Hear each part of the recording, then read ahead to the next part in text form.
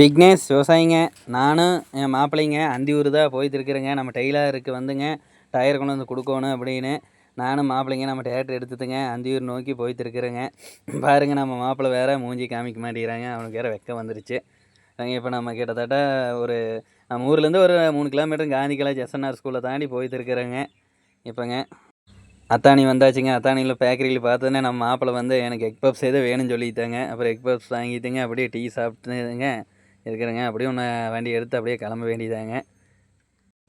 பாருங்க அத்தாணியெல்லாம் எப்படி இருக்குதுன்னு சுற்றி பசுமையாக இருக்குது. நம்ம ஏரியாவை பார்த்தா பூரா காஞ்சி போச்சுங்க. என்ன பண்ணுறதுங்க, கம்மல் இந்த ஏரியாவில் வந்து தண்ணி இருக்கிற ஏரியாவில் வந்துடலாம் அப்படின்னு விவசாயம் பண்ணுறக்கு அப்படின்னு நான் மாப்பிள்ளை நானும் பேசிட்டு போயிட்டு இருக்கிறேங்க. ஒரு வேளை டயரை கொண்டு வந்தாச்சுங்க. இப்போ வந்து அந்தியூர் வந்தாச்சுங்க.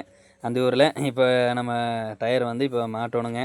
இந்த டிஸ்க் ஏற்கனவே அவங்க எடுத்து வச்சுருந்தாங்க. அதனால் கொடுத்து எல்லாம் மாட்டி டூப் கியூப்பெல்லாம் போட்டு எல்லாம் மாற்றி ரெடி ஆயிடுச்சுங்க. ஒன்று எடுத்துகிட்டு நம்ம டெய்லரு செய்கிற இடத்துல வந்து கொடுக்கணுங்க.